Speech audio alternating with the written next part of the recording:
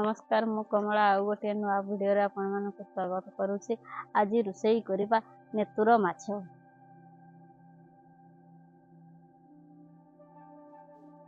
ये नेतुर माछ को मु सफा करूछि भल भाबरे। देखि पारथुए गोटे केते बड़ माछ मो धरला बळकु एते डरी जाईथली माछटा जे इतकी बड़ देखि करे साप फाप की बोली भाबुछि भाबुतले हेले किंतु एटा माछ पहिले नेतुर माछ यार नाम किंतु खाइबा पई बहुत बढ़िया लागे सेति पई मु ए घसी घसी सफा करूछि। सफा करि सरला परे एटा रोषेई हेबो। देखि पारथुए मु पानी ढाळी ढाळी धुई सारलेणी। एबे काटी नबा। नदी मानकरे एमती माछ थांती हमर एठी गुटे चेक डैम बंधा हैछि सेटा खुलिथिले बळकु एई माछटा लागिथिला। सफा करबा पई बहुत टिके कष्ट लागला। एते लंबा माछ तो सेति पई बहुत कष्ट लागला।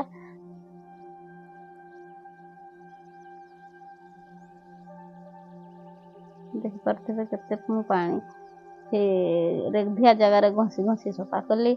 एबे मु माछ को मुंडोटा मिसेबाने आ मुंडोटा काटे दउछि। एतार बहुत ब्लड देखि पारथबे से रास्ता रे मु काटुछि जे रास्ताटा ओधा ब्लड पड़ी गलानी।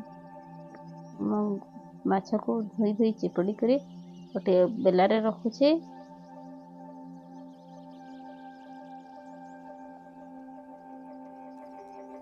मगुर माछ टाइप रो माछटा तार नाम नेतुर।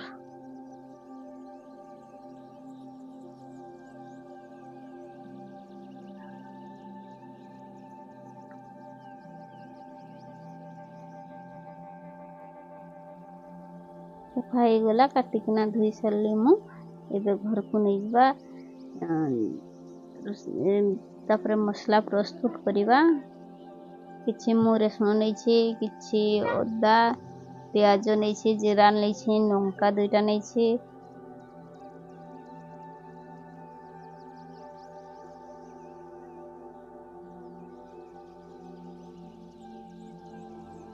मसला को एबे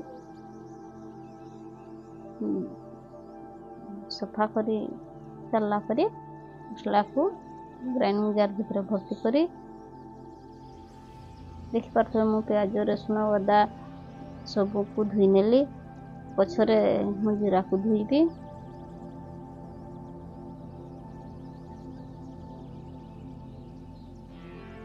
जीरा को बाले फले थिबो सेति पई धुई नबा।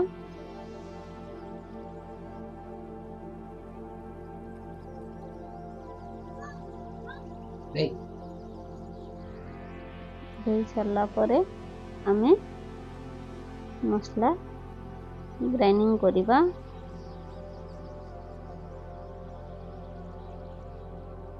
देखि पारथबे गोटे केजी पाखा पाखी माछटा हेइछि एतिकी बड़। एबे मसला ग्राइंडिंग करिबा।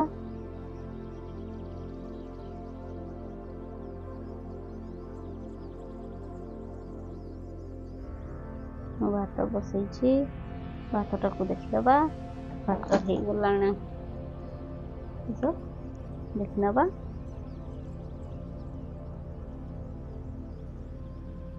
हलदी गुंड देई सानी दबा माछ को भल भाबरे मिसई नबा माछ सहित। मु तवा बसई हे स्वाद अनुसार लुण दबा।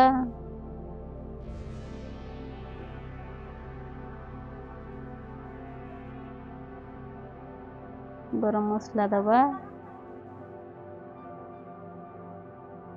बटा मसला को सानी नबा। माछ को एमती छाणी खाइबा ले बहुत टेस्टी लागबो।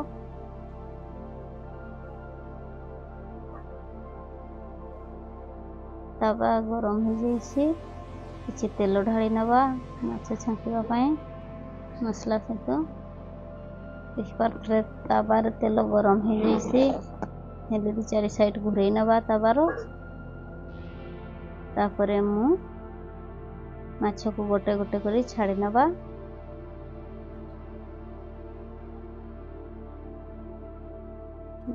बड़की उठला तेल देखुଛନ୍ତି माछ पकेला बेले तेल गरम हो जाइଥିଲା।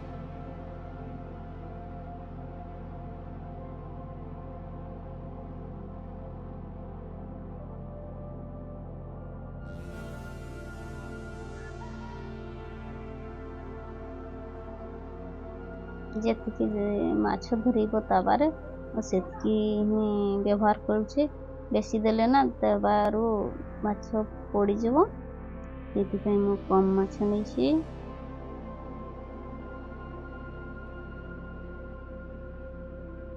ମାଛକୁ କିଛି ସମୟ ସିଝିବା ପାଇଁ ଛାଡ଼ିଦେବା, ତାପରେ ପାଲଟେଇ ନେବା।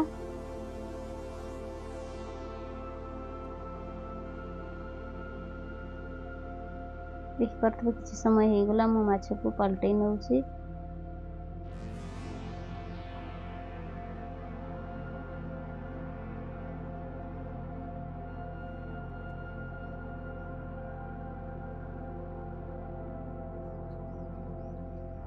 ମାଛଟା ବହୁତ ଟାଇଟ୍, ଏଇ ମାଛ ମଗୁର ମାଛଠୁ ଅଧିକ ଟାଇଟ୍, କିନ୍ତୁ ଧରିଥିଲା ବେଳୁ ବହୁତ ନରମ ଥିଲା ମାଛଟା, କିନ୍ତୁ ଏବେ ବହୁତ ଟାଇଟ୍ ହେଇଗଲାଣି। ମୁଁ ତେଲରେ ପକେଇଲା ବେଳକୁ ମାଛକୁ ଝୋଳ କରି ବି ଖାଇହେବ ଯେ ଆମେ ଭଜା କରି ଖାଇବା କହିଲୁ, ସେଥିପାଇଁ ମସଲା ସବୁ ମିଶେଇକିରି ଏକାଠି ମୁଁ ଛାଣି ନେଉଛି। ସବୁ କିଛି ଥରେ ଥରେ ବ୍ୟବହାର କରି ଖାଇବା କଥା। ଖାଲି ଛଣା ମାଛ ମସଲା ଦେଇକରି ଖାଇଲେ ବି ଭଲ ଲାଗିବ, ଝୋଳ କରି ମାଛକୁ ଖାଇଲେ ବି ଭଲ ଲାଗିବ।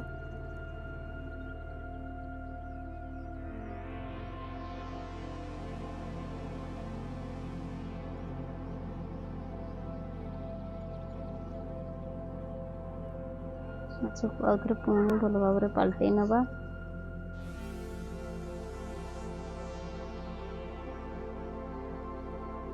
ମସଲା ଯେମିତି ଲାଗିବା ପାଇଁ ଦେବା ନାହିଁ ଆମେ ତାୱାରେ, ମାଛରେ ହିଁ ଲାଗି ରହିବ ମସଲା ଟିକୁ।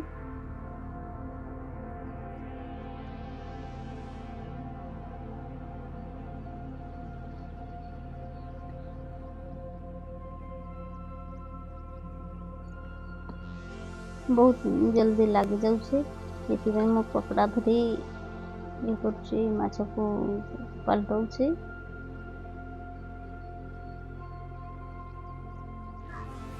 ବହୁତ ଟାଇଟ୍ ଥିଲା ମାଛ, ଲାଗି ଯାଉଥିଲା ମାଛ।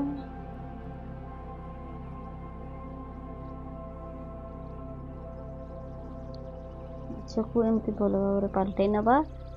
ଏବେ ଛୋଟ ବେଲା ଗୋଟେରେ ଜାଙ୍କି ଦେବା, ପାଣି ମରିଯିବ ମାଛରୁ, ହେଲେ ଅତି ସ୍ୱାଦିଷ୍ଟ ଲାଗିବ। ଦେଖିପାରୁଥିବେ ଜାଙ୍କିଲା ବେଳକୁ ପାଣି ବାହାରୁଛି ମାଛରୁ।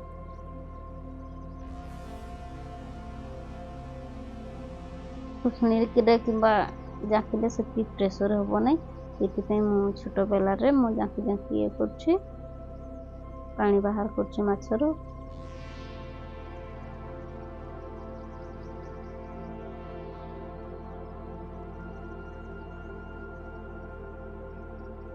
ଦେଖିପାରୁଥିବେ ବେଲାଟା ମୋର ହାତଟା ଛୋଟ ହେଇଯାଉଛି, ବେଲାଟା ଟିକେ ବଡ଼ ହେଇଯାଉଛି, ଦୁଇ ହାତରେ ମୋତେ ଜାଙ୍କିବା ପାଇଁ ପଡ଼ୁଛି।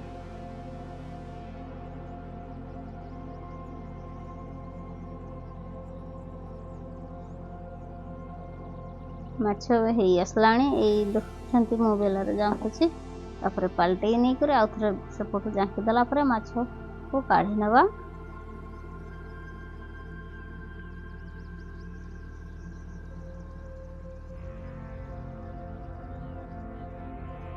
ଏମିତି ଭଲ ଭାବରେ ଜାଙ୍କି ନେବେ, ମାଛରୁ ପାଣି ଯେତେ ଦେହରୁ ଥିବ ମରିଯିବ। ତାପରେ ପାଲଟେଇ ନେବା। କମ୍ ଜାଳରେ ଆମେ ଇଏ କରିବା, କାହିଁକି ବେଶୀ ଜାଳ ଦେଲେ ମାଛ ଲାଗିଯିବ।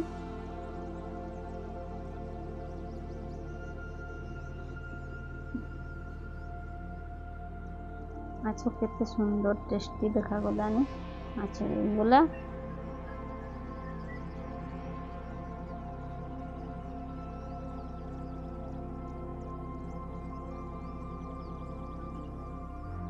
ପାଲଟେଇ ଜାଙ୍କି ଦେବା ଆଉ ଟିକେ ଖୁସଣିରେ।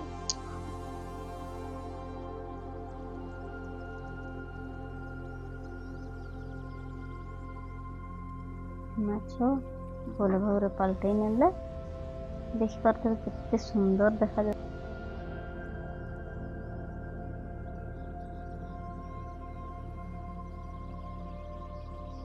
ଭିଡ଼ିଓଟି ଯଦି ଭଲ ଲାଗିଛି ଲାଇକ୍ କମେଣ୍ଟ ସବସ୍କ୍ରାଇବ୍ କରିବେ।